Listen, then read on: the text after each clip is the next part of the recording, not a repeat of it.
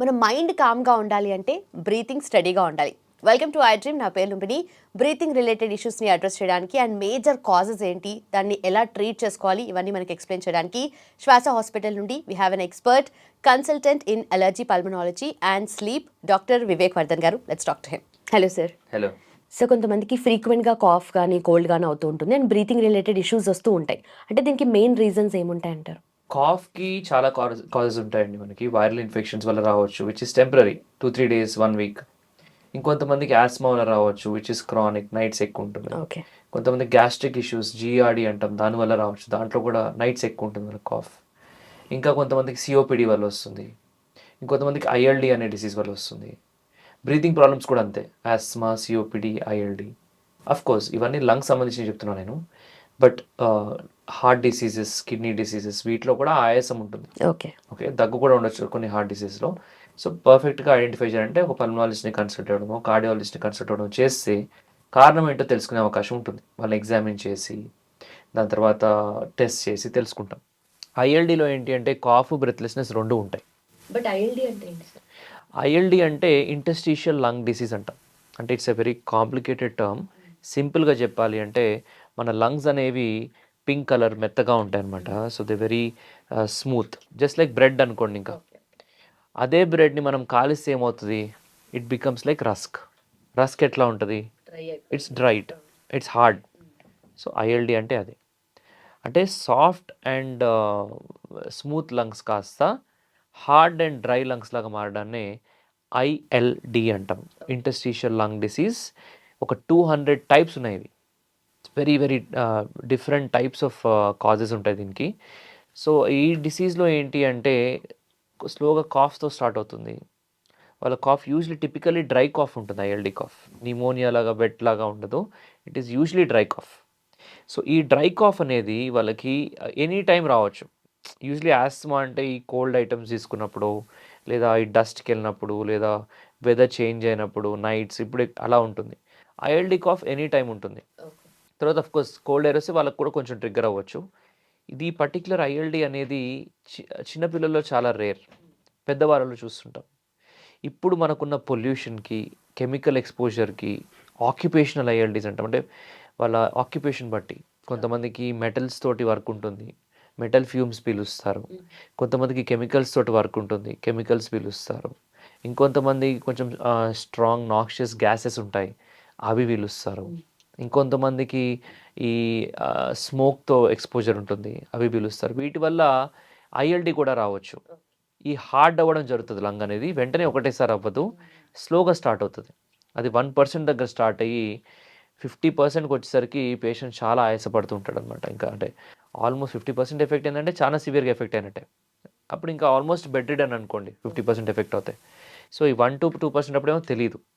చాలామంది ఏం చేస్తారు, సరే చిన్న దగ్గే కదా అని డ్రై కాఫ్ అని కాఫ్ సిరప్స్ వాడుతూ ఉంటారు. ఒక 2 months 3 months, కొంతమంది 2 years కూడా అలాగా బ్లైండ్గా నెబులైజరు, కాఫ్ సిరప్స్ వాడుకొని వచ్చిన వాళ్ళు కూడా ఉన్నారు పేషెంట్స్. సో వీళ్ళకి ఏంటంటే అప్పటికల్లా జబ్బు ముందుకు వెళ్ళిపోతుంది. అదే స్టార్టింగ్ స్టేజ్లో వస్తే 1 week కాఫ్ తగ్గట్లేదు అంటే పల్మనాలజిస్ట్ని సంప్రదించాలి. 2 weeks కాఫ్ తగ్గట్లేదు అంటే ఎక్స్రే చేయించుకోవాలి. ఇవన్నీ ఏంటంటే to find out some problems. ఎందుకంటే 2 వారాల పైగా దగ్గుంటే అది ఏదైనా జబ్బు అవ్వచ్చు, అది టీబీ కూడా అవ్వచ్చు కొన్నిసార్లు. సో అది మనం ఫస్ట్ ఎగ్జామినేషన్, డాక్టర్ని కలిసిన తర్వాత వాళ్ళు చూస్తారు కదా, దాంతోపాటుగా టెస్ట్ కూడా చేసుకుంటే ఐడెంటిఫై చేయొచ్చు ఫస్ట్ కారణాన్ని. కారణం తెలిసినప్పుడు దాని ట్రీట్మెంట్ కూడా మనం సరిగ్గా ఇవ్వడం జరుగుతుంది. సో ఐఎల్డీకి ఈ పిజియన్స్ ఉంటాయి కదా, పావురాలు, ఈ పావురాల నుంచి వచ్చే ఫెదర్స్, దాని తర్వాత దాంట్లోంచి వచ్చే ఈ కూప్ అంటాం, దాని పిజియన్ డ్రాపింగ్స్ అంటాం, మోషన్, దాంట్లో కొన్ని ప్రోటీన్స్ పడవు హ్యూమన్ బీయింగ్స్కి. సో ఆ ప్రోటీన్స్ వల్ల కూడా చాలామందికి లంగ్స్లోకి వెళ్ళి, ఎలా అయితే ఎలర్జీ వస్తే స్కిన్ ర్యాషెస్ వస్తాయి కదా, అలానే ఈ హైపర్ సెన్సిటివిటీ న్యూమోనైటిస్, ఐఎల్డి అనే ఒక పిజియన్ యొక్క ప్రోటీన్స్ వల్ల వచ్చే ఐఎల్డిలో ఈ లంగ్స్లో ఉండే ట్యూబ్స్, దాని తర్వాత లంగ్స్ చివర్లో ఉండే ఎయిర్ సాక్స్ అన్నిట్లో కూడా ర్యాషెస్ ఫామ్ అవుతాయి. ఓకే. సో దాన్ని ఒక ఐఎల్డి అంటాం. సో ఈ ర్యాషెస్ అనేవి అప్పటికప్పుడు ట్రీట్మెంట్ చేస్తే కనుక చాలా వరకు తగ్గిపోతాయి. Acute hyper sensitive pneumonitis. Okay. Okay. లేదు అలానే దాన్ని వదిలేసి సరిగ్గా ట్రీట్మెంట్ అవ్వకపోతే అది స్లోగా క్రానిక్ అయిపోయి లంగ్స్ అనేవి గట్టిగా అవడం స్టార్ట్ అవుతాయి. అంటే మెత్తగా ఉండేవి గట్టిగా అవడం. సో దీనివల్ల పేషెంట్స్కి దగ్గు, ఆయాసం అన్నీ కూడా స్లోగా పెరిగిపోతూ ఉంటాయి అనమాట. ఇనీషియలీ దగ్గుతో స్టార్ట్ అయిన జబ్బు తర్వాత ఆయాసం అందుకుంటుంది. ఓకే. ఇంకా ఆయాసం స్టార్ట్ అయిందంటే చాలా సివియర్ అని అర్థం. చెప్పాను కదా, breathlessness is the worst sign. ఆయాసం వస్తుంది అంటే వర్స్ట్ సిమ్టమ్ అది. సో అది ఆయాసం కూడా వస్తుంది పేషెంట్కి అంటే మనం ఐఎల్డి ముందుకు వెళ్తున్నట్టు. కారణం కనుక్కోవాలి. ఈ ఐఎల్డి లంగ్స్ హార్డ్గా అవ్వడానికి కారణాలు ఏంటి అంటే, నెంబర్ 1 ఈ పిజియన్స్ ఇండియాలో చాలా కామన్. తర్వాత కొన్ని ఫంగస్లు, దాని తర్వాత కొన్ని occupations, sugar cane industry, cotton industry, metal fume industry, ఇలా డిఫరెంట్ ఇండస్ట్రీస్లో పనిచేసే వాళ్ళందరికీ కూడా ఈ రిస్క్ ఆఫ్ ఐఎల్డి ఉంటుంది. అందుకే వాళ్ళకి ఫ్రీక్వెంట్గా లంగ్ చెకప్స్ చేయాలి, అవుతూ ఉంటాయి screenings. Number 4 immune diseases, auto immune disease అంటాం. అంటే రుమటాయిడ్ ఆర్థరైటిస్ అని, లేదా డిఫరెంట్ టైప్ ఆఫ్ ఈ కీళ్ళవాతం అంటాం కదా. కీళ్ళవాతం అనేది కీళ్ళకే కాకుండా ఊపిరితిత్తులకు కూడా రావచ్చు. సో దానివల్ల కూడా చాలా మందికి ఈ ఐఎల్డి అనే జబ్బు వస్తుంటుంది. తర్వాత డ్రగ్ ఇండ్యూస్డ్ ఐఎల్డి అంటాం, కొన్ని మెడిసిన్స్ వల్ల ఐఎల్డి రావచ్చు. దాని తర్వాత కొంతమందికి ఇడియోపాథిక్ ఐఎల్డి అంటాం. కారణం అనేది చాలా వరకు వెతికినా కానీ దొరకకపోతే దాన్ని ఇడియోపాథిక్ ఐఎల్డి అని పెడతాం. ఇంకొంతమందికి uncontrolled gastric problems, acid reflux రావడం వల్ల కూడా, ఈ యాసిడ్ వెళ్ళి లంగ్స్లో డిపాజిట్ అవ్వడం వల్ల కూడా ఐఎల్డి రావచ్చు. సో ఇట్లా డిఫరెంట్ టైప్స్, అంటే 200 డిఫరెంట్ వేరియంట్స్ ఉన్నాయి. అంటే హైపర్ సెన్సిటివ్ ఇమ్యూనిటీస్లోనే ఒక 100 ఉన్నాయి వేరియంట్స్. అంటే చాలా జాబ్స్కి లింక్ ఉంటుందన్నమాట ఇది. సో అందుకే ఆక్యుపేషనల్ హిస్టరీ చాలా ఇంపార్టెంట్ మాకు. ఏం చేస్తుంటారు ఏంటి అనేది అడుగుతుంటాం పేషెంట్స్. అందుకే అంటే అన్నిట్లో, ఆస్తమాలో, సిఓపిడిలో, ఐఎల్డిలో ఎందుకు ఇది అంత ఇంపార్టెంట్ ఈ క్వశ్చన్ అంటే, ఊపిరితిత్తులు మాత్రమే బయట గాలికి కనెక్ట్ అయి ఉన్న వైటల్ ఆర్గన్. మన వైటల్ ఆర్గన్స్ అంటే brain, heart, kidneys, liver, lungs, ఇవి లేకపోతే బాడీ పనిచేయదు. సో ఈ వైటల్ ఆర్గన్స్ అన్ని లోపల హ్యాపీగా సేఫ్గా ఉన్నాయి, కానీ లంగ్ మాత్రం బయట కనెక్ట్ అయి ఉంది. ఇప్పుడు ఈ గాలి ఇక్కడ పీల్చింది లంగ్కి వెళ్తుంది. సో అలానే జబ్బు కూడా వెళ్తుంది లోపలికి. జబ్బు కారకమైన రిస్క్ ఫ్యాక్టర్ అంటారు నేను. సో అందుకు ప్రతి ఒక్కరిని ఆక్యుపేషన్ ఏంటి అని అడగడం జరుగుతుంది, స్మోకింగ్ కూడా అడగడం జరుగుతుంది. స్మోకింగ్ వల్ల కూడా ఐఎల్డి రావచ్చు. సో ఈ లంగ్ డిసీజ్ అనేది ఒకసారి డయాగ్నోజ్ అయింది అంటే it is usually A chronic disease. దాన్ని కంట్రోల్ చేసుకోవచ్చు, కానీ పూర్తిగా నయం చేయడం చాలా కష్టం. ఎందుకంటే అంటే వాడిపోయిన లేదా ఎండిపోయిన మొక్కని తీసుకురాగలుగుతామా? దానికి ఎన్ని నీరు పోసినా, ఎంత ఎరువు వేసినా, ఎంత న్యూట్రియంట్స్ ఇచ్చినా it will not come back. అలానే హార్డ్గా అయిపోయిన లంగ్ ఏదైతే ఉందో, పూర్తిగా హార్డ్ అయిపోయిన లంగ్, అంటే ఇందాక చెప్పిన ఎలర్జీ లాగా, ర్యాషెస్ లాగా ఉన్న లంగ్ కాదు, పూర్తిగా హార్డ్ అయిపోయిన రంగు వెనకకి రాదు. రివర్స్ పూర్తిగా ఫైబ్రోసిస్ అంటాం దాన్ని. ఎలా అయితే బాగా ఆల్కహాల్ తీసుకుంటే లివర్ ఖరాబ్ అయిందని చెప్పి చాలా మంది చెప్తుంటారు, లివర్ చెడిపోయింది అంటే లివర్ అనేది బాగా ఫైబ్రోజ్ అయిపోయినట్టు. అలానే వీటి వల్ల లంగ్ కూడా ఫైబ్రోజ్ అవ్వచ్చు. లంగ్ ఫైబ్రోజ్ అయిన తర్వాత పూర్తిగా ఫైబ్రోజ్ అయితే తిరిగి రాదు, కానీ అలా ఫైబ్రోజ్ అవ్వకుండా ఆపి మందులు ఉన్నాయి, స్లో చేసే మందులు ఉన్నాయి. లేదా కొంతమందికి ఫైబ్రోసిస్ స్టేజ్ కాకుండా ఇంకొంచెం ముందు స్టేజ్ ఉంటుంది, ఈ ర్యాషెస్ స్టేజ్. ఆ స్టేజ్లో అంటే పూర్తిగా క్యూర్ అయ్యే అవకాశాలు కూడా ఉంటాయి. సో ఎంత త్వరగా ఒక పల్మనాలజిస్ట్ని సంప్రదిస్తే అంత త్వరగా దానికి కారణం కనిపెట్టి ట్రీట్మెంట్ ఇవ్వడం జరుగుతుంది. ఎంతో మంది పేషెంట్స్ ఇన్హేలర్స్ వాడుతుంటారు with very 5%, 10% relief.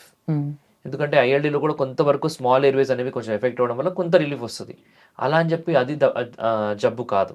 So background జబ్బు ఏంటో కరెక్ట్గా ఐడెంటిఫై చేయగలిగితే కనుక ఆ ట్రీట్మెంట్ అనేది కూడా కరెక్ట్గా ఇవ్వడం జరుగుతుంది. దాని ప్రకారం పేషెంట్ లాంజివిటీ కూడా పెరుగుతుంది. బట్ ఈ గట్టిగా అయిపోయిన లంగ్స్ వెంటనే అనేది నార్మల్ అవ్వడం అనేది జరగదు. బట్ ఇంత ఎఫెక్ట్ అయితే అసలు డయాగ్నోసిస్ మెథడ్స్ ఏముంటాయి సార్? పర్టికులర్ ఐఎల్డీ కేసెస్ ఏంటంటే సిమ్టమ్స్ తర్వాత మేము ఎగ్జామిన్ చేస్తాం పేషెంట్స్ని. We see their body, fingers, we check their lungs, heart sounds, అవి అన్నీ చూస్తాం అనమాట. సో దీంట్లో ఏంటంటే లంగ్స్ అనేవి కొంచెము సౌండ్స్ డిఫరెంట్గా వస్తుంటాయి. ఇప్పుడు వెల్క్రో అంటాం కదా, మన చెప్పులకి ఒక ఇట్లా క్రిక్ అని ఇట్లా ఓపెన్ క్లోజ్ ఉంటుంది ఒకటి, శాండిల్స్కి ఆ సౌండ్ అనేది వినిపిస్తుంది మాకు ఇక్కడ లంగ్స్లో. So that is called velcro creps. అంటే అది ఒక టైప్ ఆఫ్ క్రెపిటేషన్స్. అలా డిఫరెంట్ టైప్స్ ఉంటాయి అనమాట. సో అది మనకి వెల్క్రో సౌండే కాకుండా కొంచెం డిఫరెంట్ వేరియంట్స్. సో దాన్ని బట్టి ఏ టైప్ ఆఫ్ ఐఎల్డీ కూడా గెస్ చేయగలుగుతాం. But confirmation is always through testing. So పేషెంట్ని కొంచెం వాక్ చేపిస్తాం. వాక్ చేసినప్పుడు ఆక్సిజన్ లెవెల్స్ ఏమైనా డ్రాప్ అవుతున్నాయా, పేషెంట్కి సిటీ స్కాన్ చేపిస్తాం, లంగ్స్ ఎంతవరకు ఎఫెక్ట్ అయినాయి, లంగ్ ఫంక్షన్ టెస్ట్ ఉంటాయి, ఎంతవరకు పనిచేస్తున్నాయి, వీళ్ళ ఇంప్రూవ్ అయ్యే స్కోప్ ఎంత. సో ఇవన్నీ ఉన్నాయి. ఓకే, అసలు ఇవన్నీ ఎందుకు ఉన్నాయి అని కొన్ని బ్లడ్ టెస్ట్ చేపిస్తాం. So it's a long process to identify a diagnosis. Problem ఉంది కానీ ఎగ్జాక్ట్లీ ఏంటని తెలుసుకోవడం కోసం ఇవన్నీ కూడా స్టెప్ బై స్టెప్ అప్రోచ్ ఉంటుంది. దాని ప్రకారం ఒక దానికి నారో డౌన్ అయిన తర్వాత ఇది జబ్బు అని తెలిసిన తర్వాత దాన్ని ట్రీట్ చేయడం స్టార్ట్ చేస్తాం. ఓకే. సో ఆ ట్రీట్మెంట్ అనేది నడుస్తూ ఉంటే పేషెంట్ అనేది ఇంప్రూవ్మెంట్ తెలిసిపోతూ ఉంటుంది. ఎండ్ స్టేజ్ ఐఎల్డి అంటాం కొంతమంది, అంటే చాలా లాస్ట్ స్టేజ్లో వస్తారు, లంగ్స్ అనేవి బాగా గట్టిగా అయిపోయి ఉంటాయి చాలా వరకు, వాళ్ళకి కష్టం. వాళ్ళు of course we want to give relief to them, they want relief, okay. But end స్టేజ్లో వచ్చిన పేషెంట్స్కి ఏంటంటే immediate reliefs Rao. So it takes time. So వాళ్ళకి ఏంటంటే ఐఎల్డి వల్ల నడవలేరు, సేమ్ సిఓపిడి లాగానే ఐఎల్డి వల్ల నడవడం కష్టమైపోతుంది, వాష్రూమ్కి వెళ్ళడం కష్టమైపోతుంది, డిప్రెషన్స్ అన్నీ ఉంటాయి, అన్నీ ట్రీట్ చేయాలి. ఓకే. లంగ్ కెపాసిటీ తక్కువ ఉంటుంది, ఇన్ఫెక్షన్స్ వచ్చే ఛాన్సెస్ ఎక్కువ ఉంటాయి, వ్యాక్సినేషన్స్ ఇవ్వాలి, ఫిజియోథెరపీ నేర్పించాలి, హై ప్రోటీన్ డైట్ ఇవ్వాలి, సో దాంతోపాటు మెడికేషన్. సో ఇవన్నీ చేస్తే కనుక ఈ ఐఎల్డి పేషెంట్స్ కూడా క్వాలిటీ ఆఫ్ లైఫ్ అనేది బాగా ఇంప్రూవ్ అవుతుంది, ఒక నార్మల్ లైఫ్ లీడ్ చేయగలుగుతారు. ఓకే. ఎవరికైతే ఐఎల్డి బాగా సివియర్గా అయిపోయిందో, తీవ్రంగా అయిన వాళ్ళకి స్లోగా హార్ట్ కూడా ఎఫెక్ట్ అవుతుంది, అంటే కార్పల్మనరీ అంటాం. సో లంగ్ డిసీజ్ వల్ల హార్ట్ ఎఫెక్ట్ అవుతుంది. ఎందుకు? Lungs and heart are connected with veins and arteries. అక్కడ నుంచి మనకు బ్లడ్ అనేది అటు ఇటు షిఫ్ట్ అవుతూ ఉంటుంది.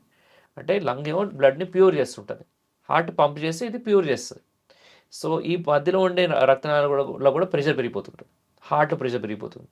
సో దీనివల్ల హార్ట్ ఎఫెక్ట్ అయిపోవడం కూడా జరుగుతుంది పేషెంట్స్. సో వాళ్ళకి ఆక్సిజన్ పెట్టుకోని చెప్తాం ఇంట్లో. సో స్టేజ్ బట్టి ట్రీట్మెంట్ ఉంటుంది. ఓకే.